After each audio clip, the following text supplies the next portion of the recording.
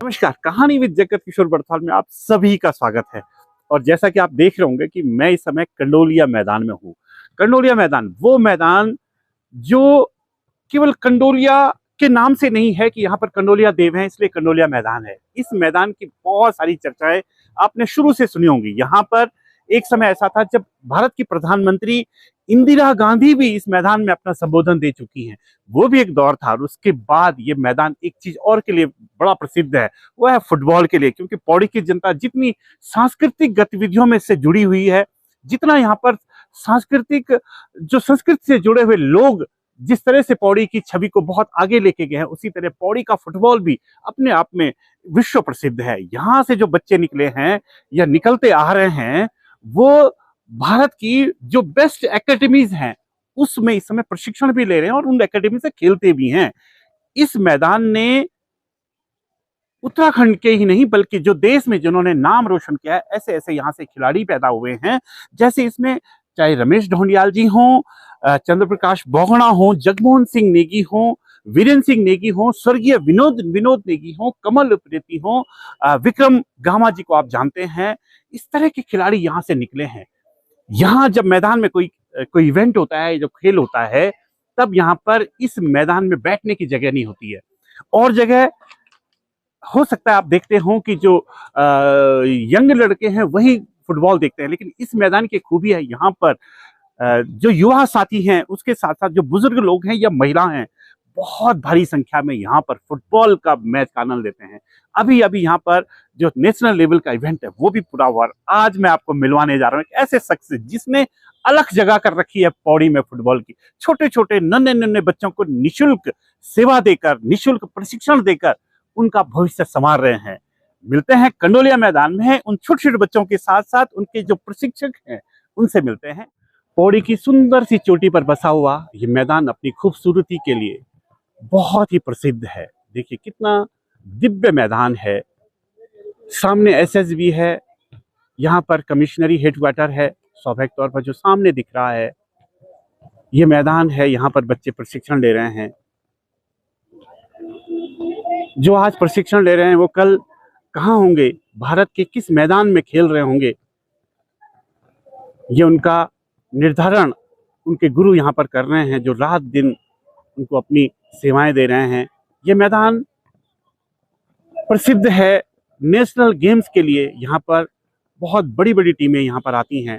कुछ समय पहले ही यहाँ पर नगर पालिका पौड़ी द्वारा फुटबॉल का बड़ा वृहद आयोजन हुआ।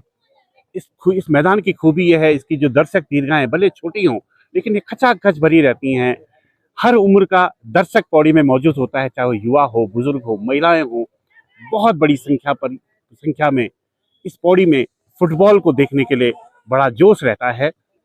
और अब हम मिलते हैं रवि रावत जी से, जो पौड़ी में जो बच्चे हैं, छोटे छोटे बच्चे हैं, आपके बच्चे हैं, हमारे बच्चे हैं, उनको अपनी सेवाएं निःशुल्क दे रहे हैं। और वो भी लगभग विगत 12 से 15 सालों से, यानी लगभग 2012 से वो अपनी सेवाएं दे रहे हैं। पता नहीं कितने बच्चे उनके भारत के विभिन्न एकेडमीज में काम कर रहे हैं। रवि भाई, आपका बहुत बहुत स्वागत है। धन्यवाद आपका भी सर।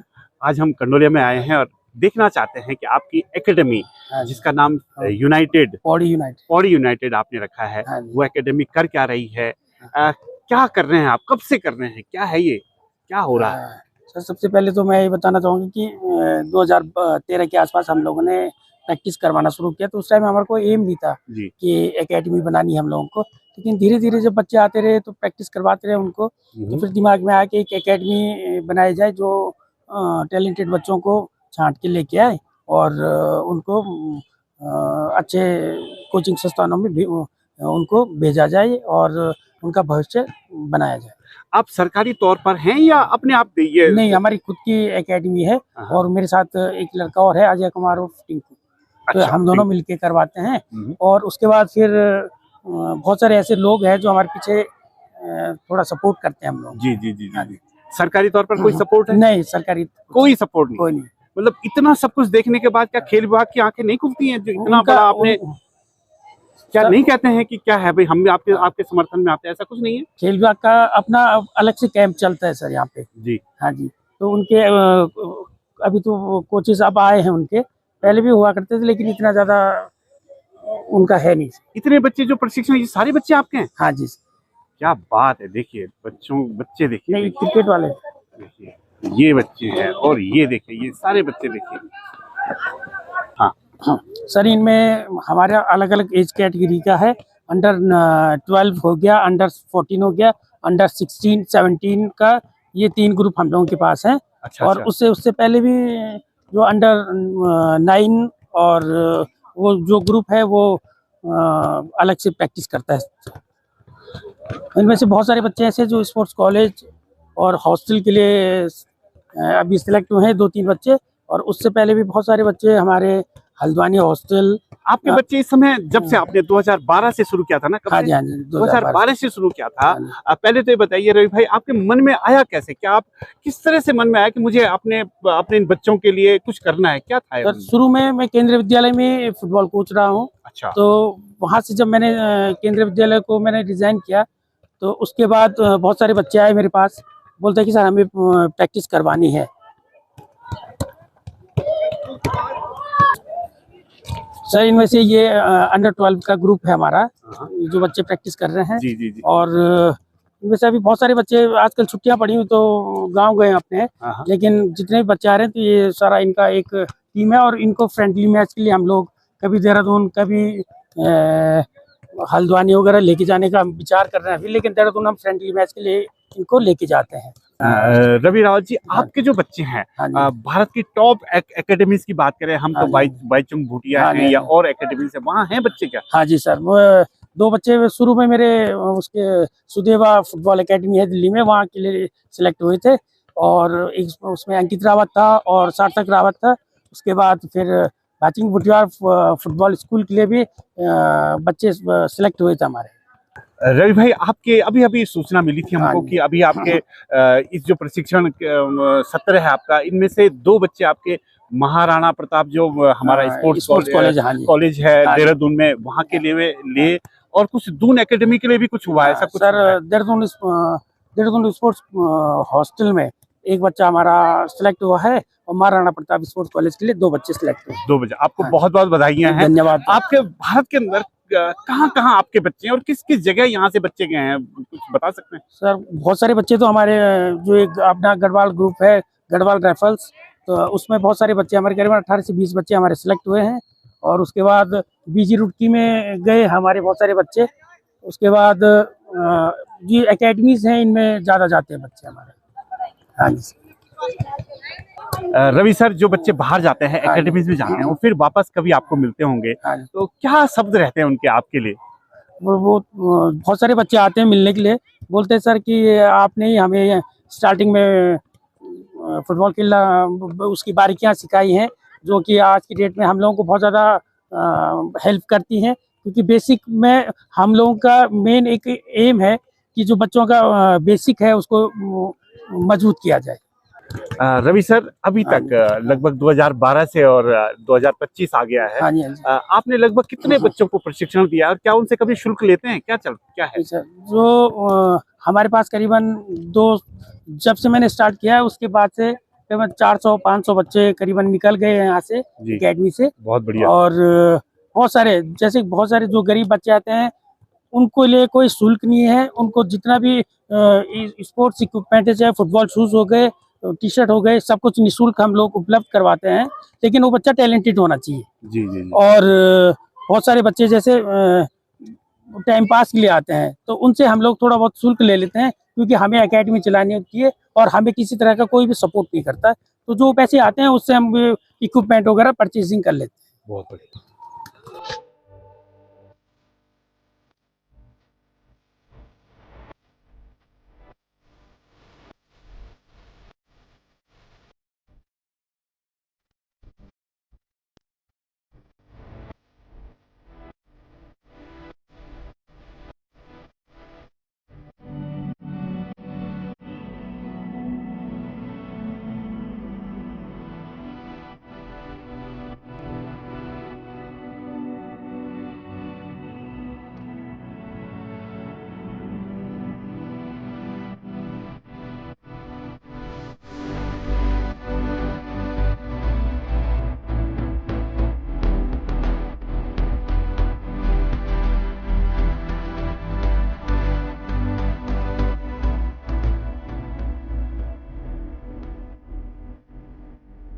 स्वान अभी महाराणा प्रताप स्पोर्ट्स कॉलेज के लिए सिलेक्ट हुआ है। अच्छा, ये बच्चा हाँ है। जी, हाँ जी। बहुत बढ़िया बच्चे, वेलकम, आपको बधाइयाँ बेटे।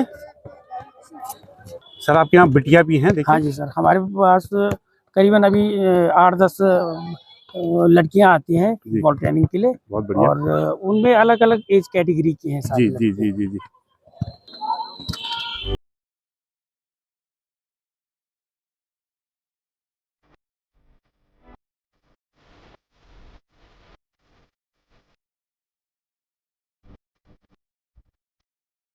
आपको बहुत बहुत बधाइयाँ। अभी आपका selection Maharana Pratap sports college के लिए हुआ है। किसका धन्यवाद करना चाहोगे?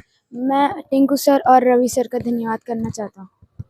महक, तुम फुटबॉल खेल रही हो, घर के माँ बाप खुश हैं तुम्हारे फुटबॉल खेलने से? यस सर, मेरे माँ बाप मुझे बहुत सपोर्ट करते हैं फुटबॉल खेलने के लिए। अच्छा, यहाँ पर तुम्हें सिखाता कौन है? हमारे कोच हैं रवि सर। कैसे सिखाते हैं? वो हमें बहुत अच्छा सिखाते हैं, हमारे ऊपर बहुत मेहनत करते हैं और वो भी चाहते हैं कि हम भी सक्सेसफुल हों, फुटबॉल में आगे करियर बनाएं। लक्ष्य क्या रखा है?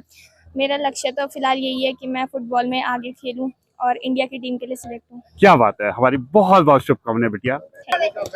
अर्जुन, तुम फुटबॉल की कोचिंग ले रहे हो, कितना टाइम हो गया तुम्हें कोचिंग ले? 3 साल हो गए। 3 साल हो गए ना। क्या लक्ष्य रखा अपने जीवन का? मैं फुटबॉलर बनूंगा। फुटबॉलर बनूंगा। कौन सिखाता है तुम्हें यहाँ पर? सर रवि सर और टिंकू भैया। कैसे सिखाते हैं? बहुत अच्छा सिखाते हैं। कोई शिकायत उनसे? No sir. कोई शिकायत नहीं। चलिए, हमारी ढेर सारी शुभकामनाएं, तुम्हारा लक्ष्य तुम्हें प्राप्त हो। रवि भाई, हाँ जी। सन 2012 से आप प्रशिक्षण दे रहे हैं हाँ जी, बच्चों को। हाँ जी। 500 बच्चे आपने बताया कि आपसे प्रशिक्षण प्राप्त कर चुके हैं। हाँ जी। आपने बताया कि भारत के कोने कोने में आपके विद्यालय, आपके इस सत्र के जो आप चलाते हैं सत्र, यहाँ के हाँ, बच्चे हैं। हाँ, आर्मी में आपके बच्चे बहुत होंगे। हाँ जी। मुझे लगता है आप भारत के और पौड़ी से निकलने वाले हर फुटबॉलर के प्रशिक्षक हैं। इतना समय आपने इन बच्चों पे निछावर कर दिया है। शायद मुझे लगता है आपने पूरा कैरियर आपने इसी में रखा है। क्या उम्मीद रखते हैं पौड़ी से, या किसी से कोई उम्मीद? सर मेरे तो सबसे पहले ये है कि बच्चों से तो कोई उम्मीद है नहीं, क्योंकि मैं चाहता हूँ कि बच्चा यहाँ से निकले और उसका एक उज्जवल भविष्य बने, वही हमारा एक मेन एम है।